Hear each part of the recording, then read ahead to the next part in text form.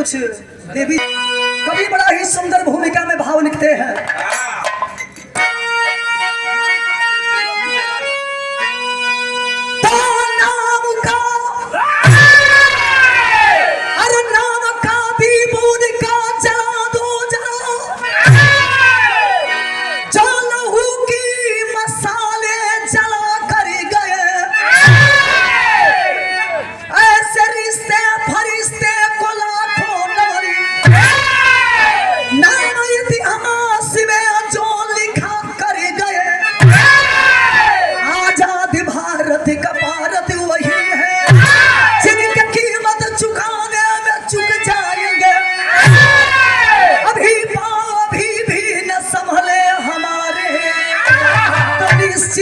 गदारों से लुट जाएंगे।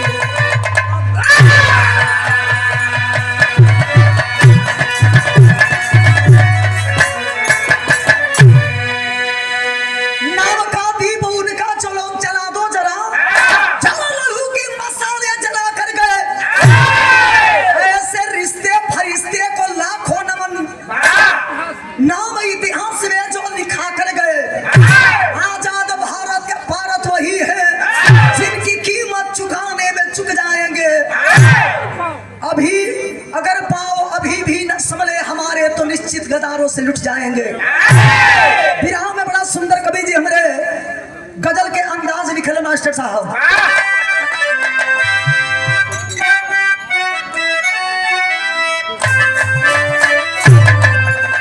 पर्दा लगाओ भैया, पर्दा लगाइए।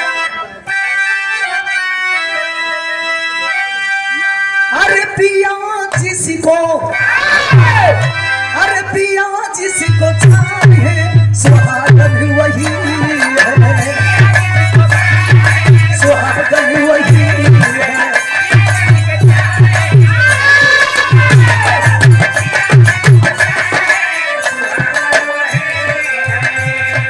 पिया जिसको चाहे सुहागन वही है।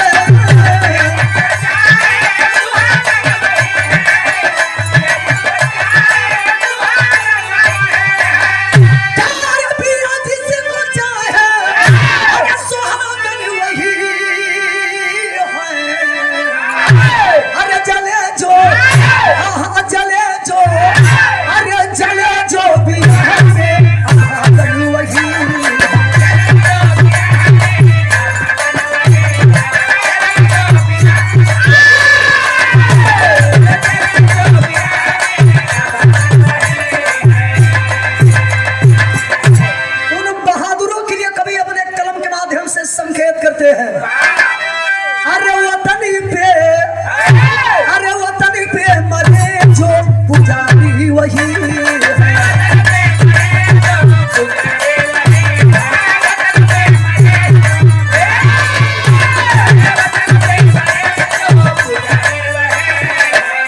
अरे वतन पे मरे जो पुजारी वही है।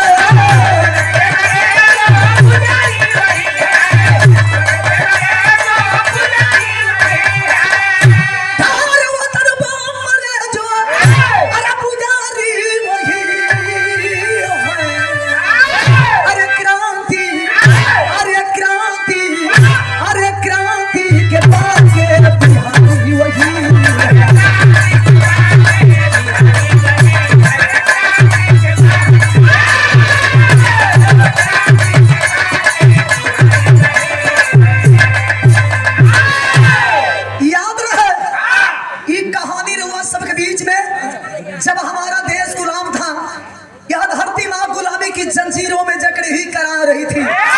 हमारे देश में करो और मरो का नारा लग रहा था और महात्मा गांधी जी ने क्रांति का बिगुल बजाने का काम किए थे। लेकिन कहानी बात कौन समय का बहादुर की शुरुआत हो गई।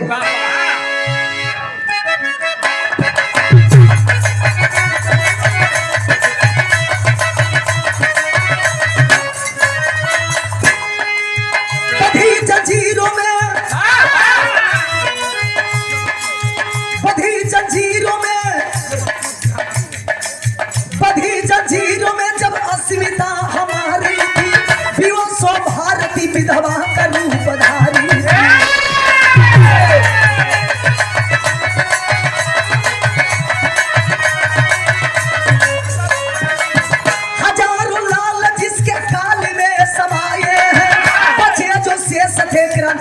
धुन बजाए।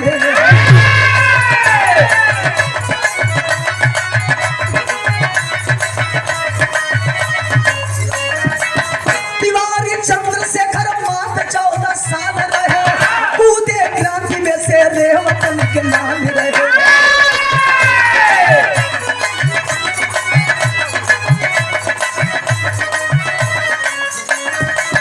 महात्मा गांधी के आंदोलन में शरीक हुए, महात्मा गांधी के आंदोलन में शरीक हुए, चल गए पुलिस के हाथों वो निर्भीक हुए।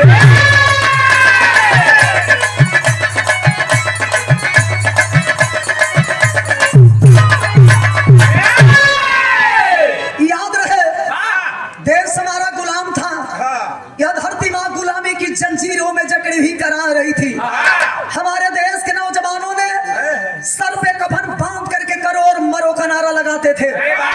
यह भी आप जानते हैं कि महात्मा गांधी जी ने एक आंदोलन चलाया था और उसी आंदोलन में बहुत कम उम्र का कोई क्रांतिकारी जवान अगर इस देश के लिए नारा लगाने के लिए उतरा और लड़ाई के मैदान में साथ देने के लिए उतरा तो उसका नाम जानते हैं क्या है? तिवारी चंद्रशेखर जी। चंद्रशेखर आजाद जी ने 14 साल की उम्र में महात्मा गांधी जी के आंदोलन में शरीक हुए थे। तुम हमें खून दो, हम तुम्हें आजादी देंगे। जितने बचे थे इस देश के लिए तिरंगा झंडा लेकर के हाथ में धरती माँ की कसम खाते हुए कदम को आगे बढ़ाने लगे। ये बाबू जब कदम के क्रांतिकारी जवान आगे बढ़ाने लगे तो कभी जी भी रहा में तर्ज नहीं खत्म।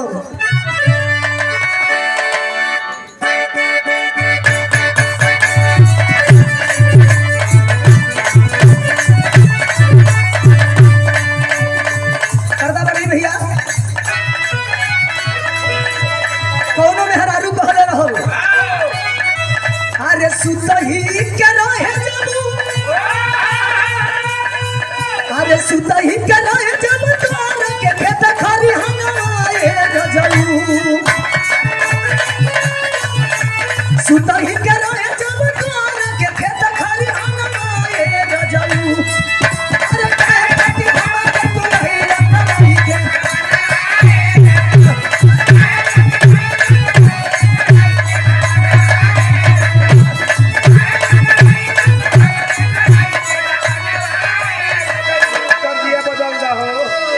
प्रधान जी कैसन सुता तनी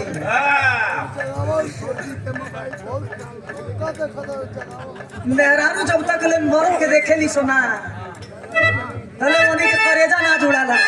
वो कहो बीच में जब हमारे बात करे लगनी तो मैं टार्चर ना करी। अरे ऐसा कुल कटुआ आदमी बड़ा बेकार करे डिस्टर्ब होला। हम बात करे तनी वहां से तू बीच में पोही पोही करे लगा तो देख जोर हो कहे का मतलब मर्द जब मेहरारू के जाने की हमारे खाती है राधिका बाड़ी और राधिका जी जब दुनिया के हमारे खाती कृष्ण ये बाड़े। अरे वाह ये मुरली बजाई हम तब प्यार बढ़ी, लेकिन वो तो सूती जाता नहीं तो कैसे प्यार हो कैसे मुरली बाजी। एगो इहे ऐसा प्रेमी से कौन प्रेमिका कहतिया चाहे मेहरारू कहतिया अपने मोरत से का कहे दी भोर जी के मोबाइल तत्काल राजा दी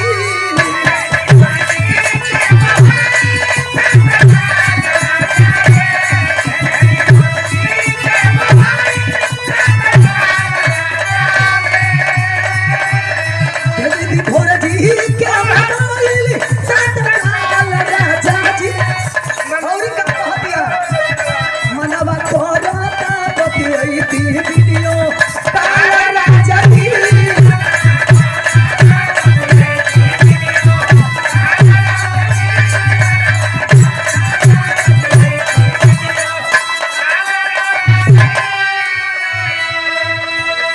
महात्मा गांधी के आंदोलन में जब शरीक हुए तिवारी चंद्रशेखर जी धीरे धीरे अपने टोली को लेकर के हिंदुस्तान का नारा लगाते लगाते जब आगे बढ़ने लगे जानकारी मिलल पुलिस प्रशासन के लोगन के अंग्रेजी पुलिस आकर के महात्मा गांधी जी के टोली में शरीक होते हैं और उसी वक्त जब तिवारी चंद्रशेखर जी को पकड़ते हैं मारने लगे पूछने लगे तो तिवारी चंद्रशेखर जी ने क्या कहा?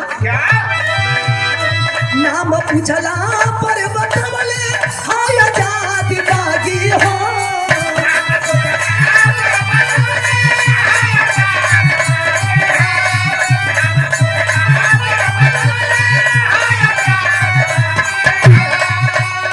नाम पूछला पर बतवले हाय आजादी बागी हो।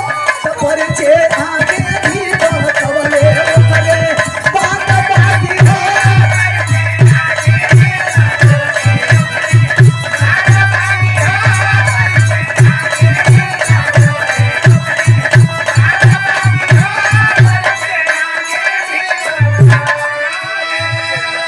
ढोलकी के थोड़ा सा कम करा दे बचवा, बहुत ज्यादा बोलो तो ढोलकी। 500 रुपया देके स्वागत के लिए बड़ी आदरणीय रविंद्र यादव जी रंगमंच की ओर से साहेब के बहुत बहुत प्रणाम। पुलिस प्रशासन के लोग जब पकड़ते हैं पूछने लगे तुम्हारा नाम क्या है? हौसला बुलंद है, कहते हैं कि जानते हैं साहब मेरा नाम क्या है? मेरा नाम है आजाद। कौन कि आपका नाम आजाद है तो आपके माता पिता का क्या नाम है? तब तिवारी चंद्रशेखर जी ने कहा, क्या कहा? लिखलन कवि जी, बाबूजी के नाम हाँ साबु तंत्र जैसा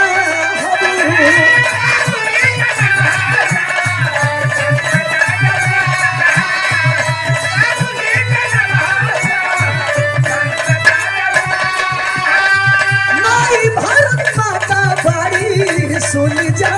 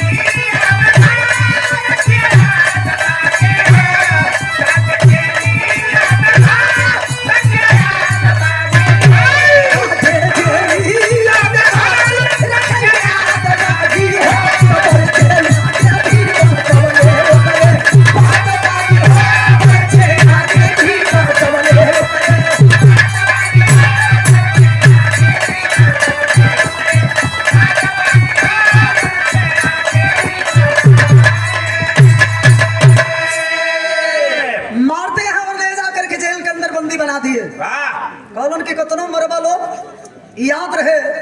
मेरा नाम जानते हैं क्या है? मेरा नाम आजाद है और मेरा जेल में ही घर और द्वार है। मेरी माँ ये भारत माता है।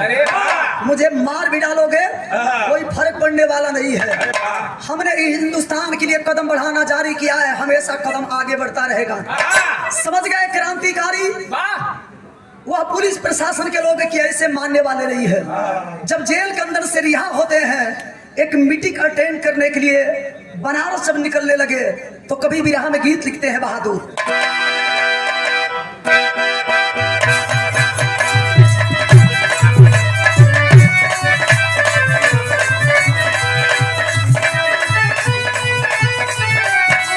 वह गीत बा, अरे हमके सवर रंग, अरे हमके सवर रंग नहीं भावे ये हो सहरिया, ये हो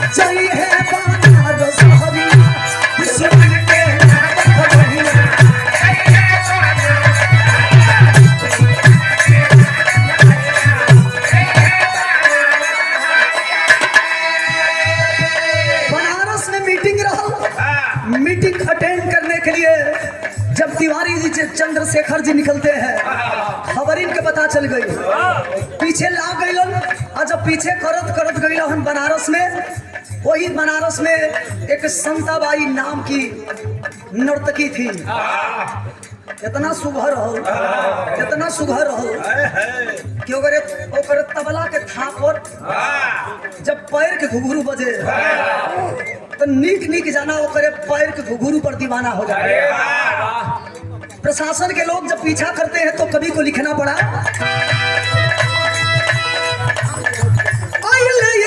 के घर में जहाँ के घर में जहाँ तबला गाना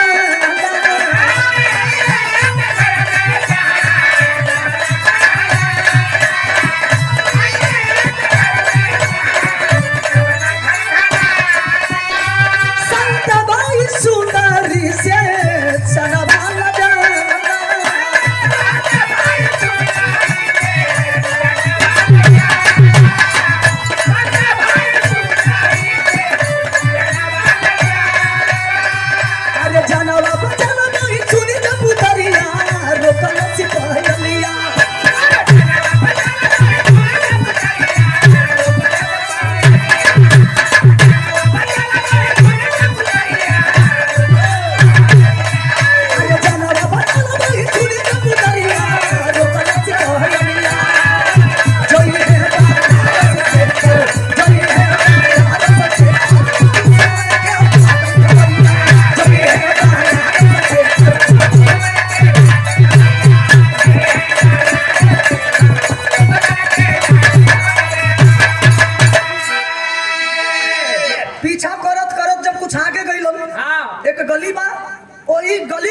संताबाई सुंदरी का कोठा था।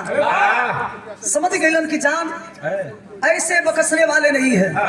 वही कोठा के अंदर गईला हम देखा तो उनके एगो खूब सुंदर नर्तकी नाच गान अपना चालू की है। तबला पर जा करके दूर से आवाज देते हैं कि बहन मेरे पीछे कुछ बदमाश पड़े हुए हैं, जान बचा लो। अंग्रेजी पुलिस मेरा पीछा छोड़ने वाले नहीं है। इतना बात जब संताबाई सुंदरी सुन ली है कि धरती पर पहला ऐसा मर्द बा, यहाँ जितने लोग आते हैं रात रंगीन करने के लिए आते हैं, लेकिन ये पहला मर्द है कि मुझे बहन शब्द कह करके संबोधित किया है। कहती है कि यहाँ केवल धंधा होता है और साहब यहाँ पर जो भी आते हैं रात केवल रंगीन करने के लिए आते हैं। आपने मुझे बहन कहा, यहाँ आपने मुझे बहन कहा, तो आपके लिए जगह सुरक्षित नहीं है।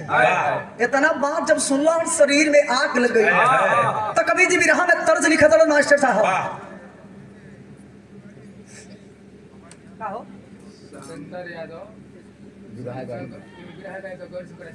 बिरहा के बड़ा ही सुंदर गाये कलाकार। एगो जमाना रहो जब हमने के बचपना रहल बिरहा फील्ड में, तो आप लोग के चलती रहो और आज भी आपका कोई जवाब नहीं है। एक बिरहा आप गाते थे रडार का बिरहा, मालूम बा गौरी शंकर आचार्य जी के आप ड्राइवर साहब आपके सौजन्य से सत्येंद्र यादव जी भैया के बहुत बहुत प्रणाम। और बिरहा के बड़ा सुंदर गायक भी बनी। इतना बात जब वो नाचे वाली सुन लो कलश की सुना, ऐसा धंधा होला यह कोठा, यहाँ तो हर गुजारा ना होई। ऐसा जितना लोग आवेला रात रंगीन करे खातिर आवेला, तू कैसे आ गई हो? इतना बात जब सुनलन तो हाथवा जोड़ के वो नर्तकी से एगो बात कहलन, बिरहा में तर्ज लग गई।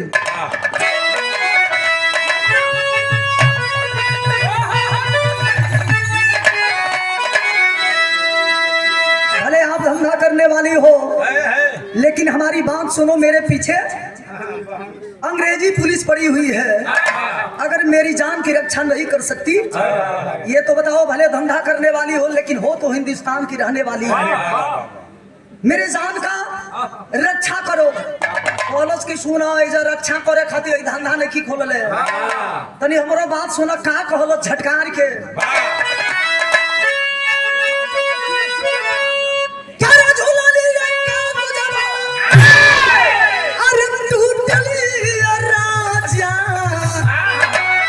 जवनिया में गड़िया छूटल राजा, गड़िया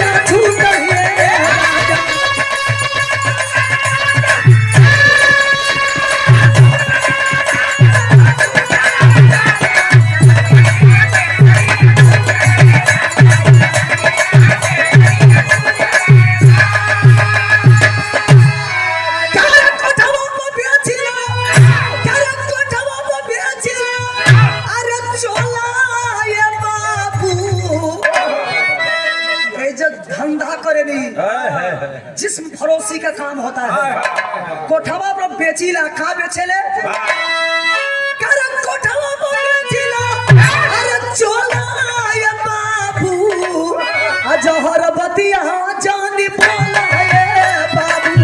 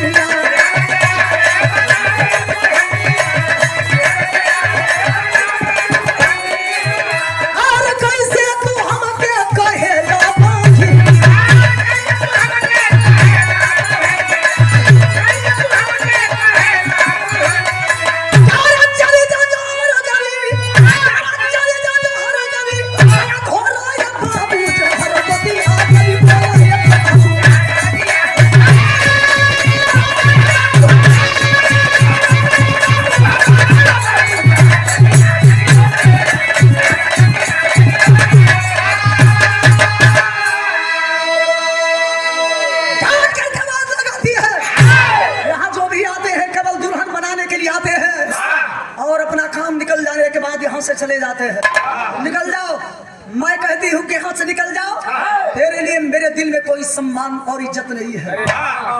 इतना बात जब सुनला ने बाबू तो कभी जी कलम की सुना है नारी दुनिया में ममता की ऐसी मूरत है।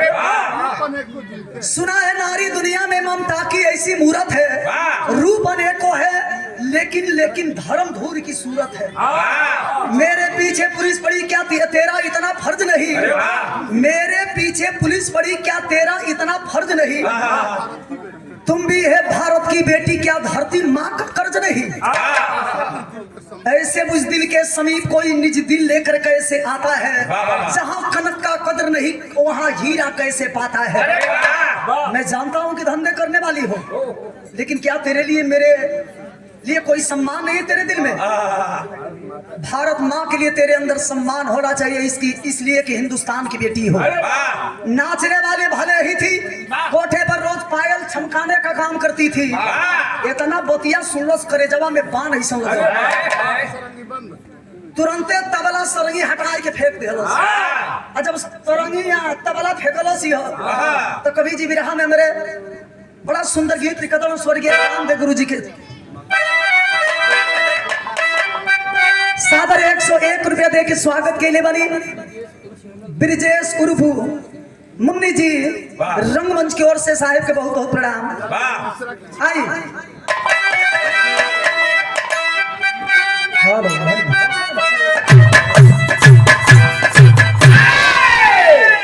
कोई तरीका से गवाला रे बचवा। केहू लोग फास्ट गावेला, केहू एक बांध के गावेला। तो तनी दोनों तनी कला दिखाओ तो। अरे माता हो लाला नवा दे दो।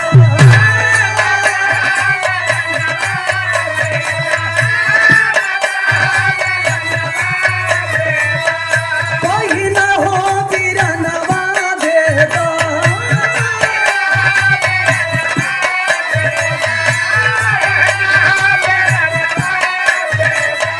माता हो लाला नवा दे दो। कोई ना हो तेरा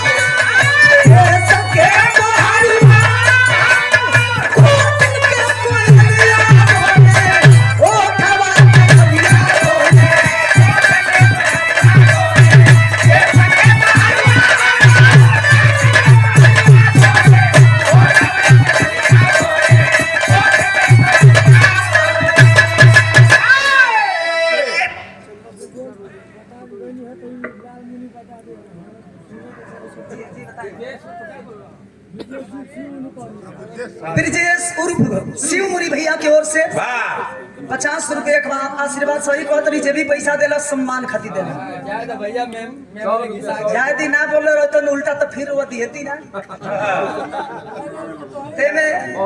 एमे बेनिफिट हमार बा गलती करे वाला तो कह दिहो भर गई लेकिन फायदा हमार भइल हो 50 रुपए में कम से कम ओरिजिनल 1 किलो खाटी दूध मिली 70 रुपये लेता हूँ सब पानी मिला के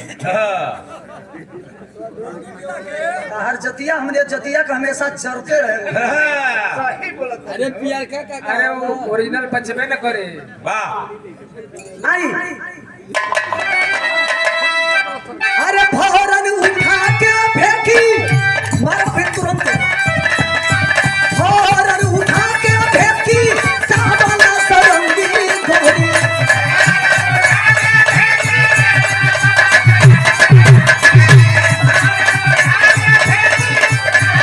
अरे वो हवा से हमारी दिमागी कोई भी न रंगी गोरी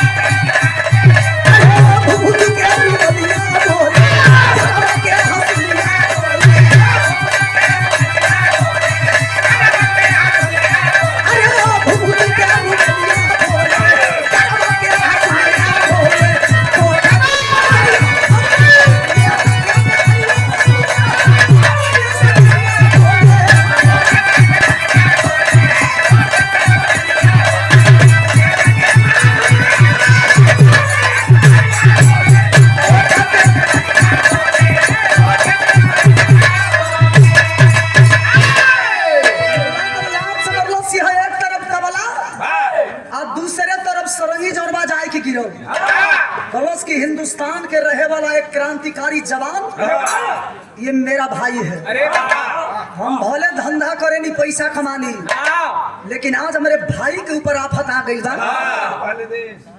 जब तक के लिए जियब खाली जब तक के लिए जियो तब तक के लिए पैसा खाती अपने जिस्म के बेचो। आज ऐसा काम कर जाएंगे कि इतिहास में हमारा नाम होगा। धंधा करने वाली भली ही थी चंद्रशेखर आजाद जी को बचाने के लिए वह कोठे की नर्तकी करती है क्या। कभी जी विरह में तेरी के भाव लिखल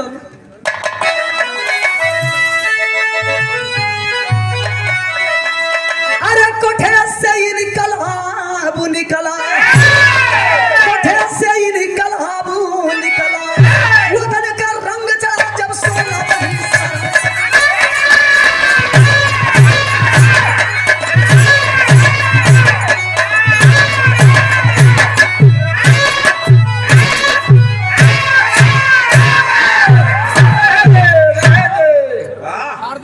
सूखल पीटा तने गिल पिटते तने को लागे वतन का रंग चढ़ा जब 16 बनी शराब कोठे से इनकलाब निकला। सुना है नारी दुनिया में कवि लिखते हैं कि महाचीर के बंधन से रिश्ता यदुनंदन जोड़ दिए खूनी रिश्ते को कृष्ण सुदामा कितना पीछे छोड़ दिए। इस नरक जीवन से बेहतर बलिदान देश पर हो जाऊं इस नरक जीवन से बेहतर बलिदान देश पर हो जाऊं रुपए पैसे की लात मार ओढ़ के सरिया सो जाऊं।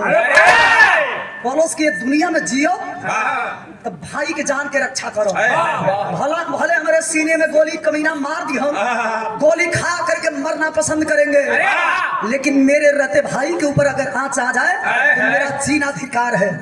वह नाचने वाली कोठे की नर्तकी चंद्रशेखर आजाद के लिए करती है क्या। विरह में चौलरिया का भाव निकल गई।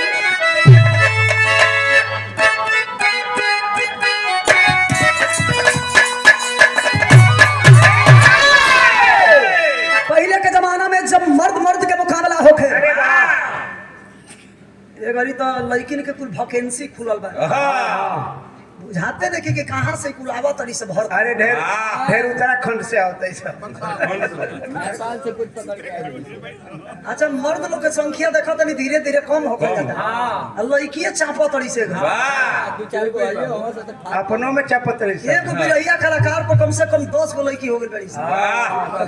अरे क्या हो ये दशा रही न दिशा बिगड़ गई बैठे बैठल ई का प्यार करी लो वाह वह फसाई के ले जे हंस सुगराई के वो ले जाके काट के नीला डरों में ठेली हंस वाह ये तो कैसो में गाड़ दिया स्वर्गीय रामदेव गुरु जी जवानी काल में तर्ज के गाई कैसे गाई बहादुर आओ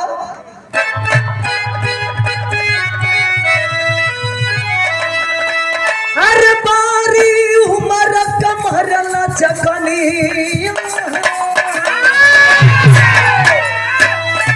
बारी उमर कमरल जगनिया बारी उमर कमरल जगनिया गोरी खींचती हुई के बनिया कोई का झूला झूला दिया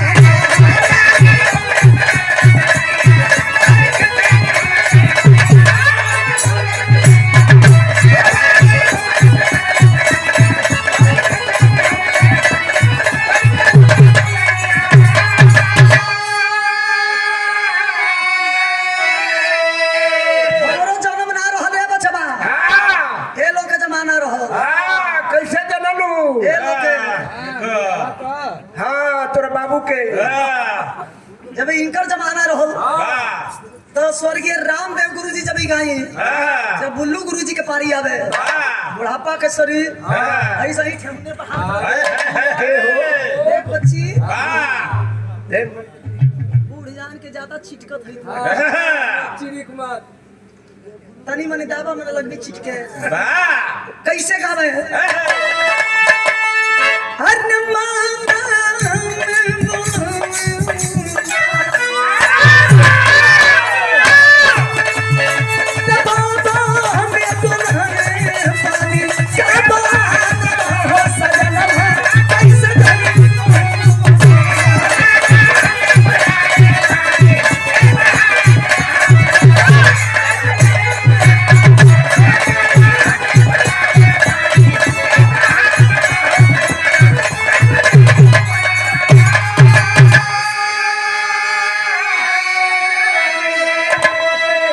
चंद्रशेखर आजाद जी को जब बचाने के लिए चलती है नर्तकी तो कभी भाव लिखते हैं क्या करे कसी के हमारा चली कसम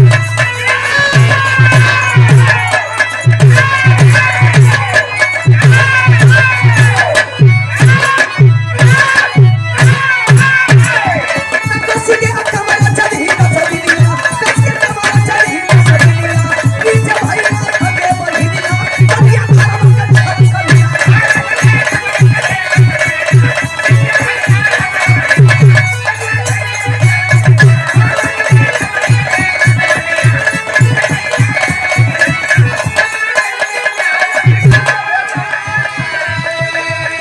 चलनी भिक्षु के भैंस बनाई चलनी भिक्षु के भैंस बनाई कोरी पलटन समधन भाई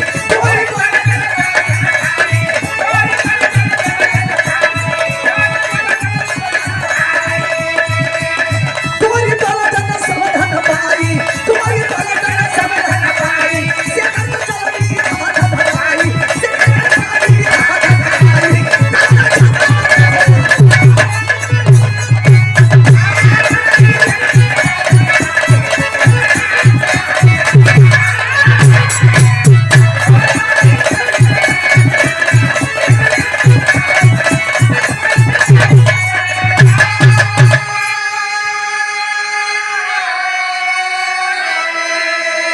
कवि लिखते हैं कि कस के कमर चली कसमिनिया आगे भैया पीछे बहिनिया पनिया धर्म के छलकलना चलली भिक्षु के भेष बनाई गोरी पलटन समझ न पाई भिखारिन के भेष बना ले पीछे अपने आगे चंद्रशेखर आजाद जी को करती है आनहर बन के चंद्रशेखर आजाद जी लाठी के सहारे ठेंगुरी के सहारे आगे बढ़त रहो गोरी पलटन समझ नहीं पाए कि चंद्रशेखर आजाद जी जब नर्तकी देखलस कि ये कमीने पीछे पड़े हैं लग रहा है कि मानेंगे नहीं बगल में ही गंगा माँ का तट था उसी गंगा जी में इशारा करती है कि भैया आप इसी गंगा में आप छलांग लगा लीजिए, नहीं तो ये मानने वाले सब नहीं है।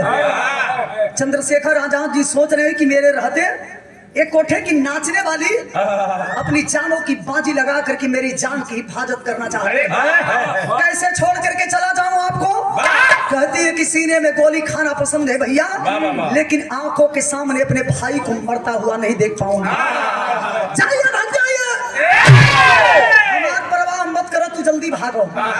चंद्रशेखर आजाद जी गंगा में कूदते हैं और वहां से कूद करके आप लोग यह भी जानते हैं कि पानी के धार के सहारे जब फिर बलिया में आते हैं कूच करके, जब ये बाबू लखनऊ शहर के लिए निकलते हैं तो कवि जी बिरहा में अल्लाह का भाव लिखलन।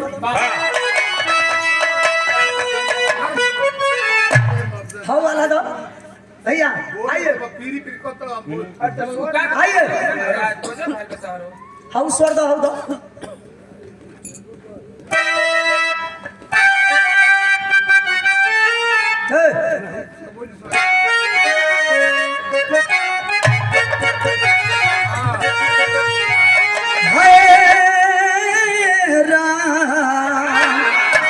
अरे कवरत्या से कवरी, अरे धर्म के बहिनिया बाबू,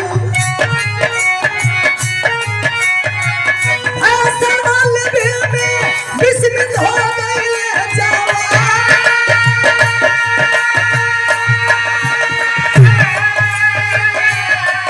अरे बार बार काला पर कूदना पिया में भैया,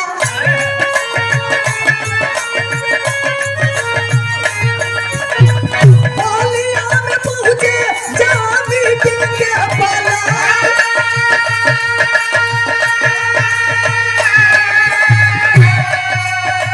ए हमारा संगा भाई सीनवा में गोलियां खाते,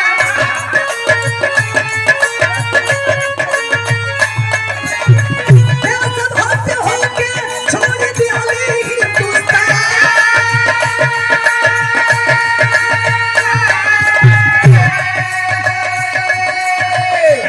ये तो कूद गए, लेकिन संताबाई को कमीने पकड़ लेते हैं। तुम तो कोठे की नाचने वाली एक नर्तकी है, बताओ जो पानी में कूदा है वो कौन है? कहती है कि मुझे मार डालिए लेकिन जुबान नहीं खोलेंगे। इतना बात जब कमीना सुनला ने बाबू संताबाई सुंदरी के सीने में कमीने गोली मारते हैं। सीना में गोली खा करके उसी गंगा के तट पर नर्तकी पड़ी हुई है। और चंद्रशेखर आजाद जी जब आते हैं मीटिंग करने के लिए बलिया में, पेपर के द्वारा जब जानकारी मिली उन्हें कि संताबाई सुंदरी को कमीने मार दिए हैं, झरझर झरझर रोवा तड़न। हमारे हिंदुस्तान की वीरांगना जान गंवा करके मेरे जान को बचाई है, सैल्यूट है आपको।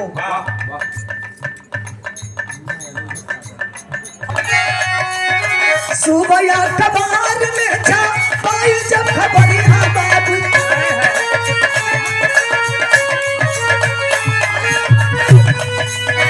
भाई के मौत से दुखित बाटे हिंदुस्तान।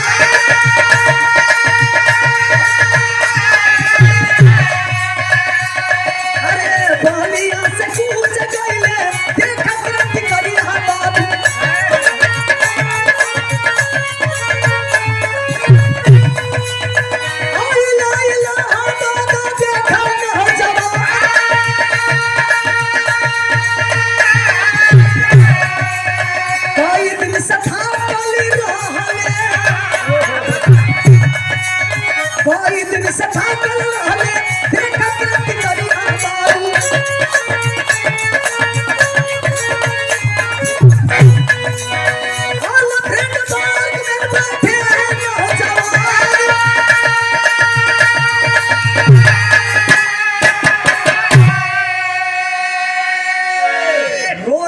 पछता रहे हैं कि मेरे ही कारण संताबाई सुंदरी इस दुनिया में जिंदा नहीं है।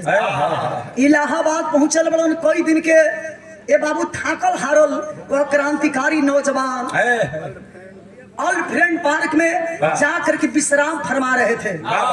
जानकारी मिलल हितवन के कि यहीं पर छिपे हुए हैं चंद्रशेखर आजाद जी।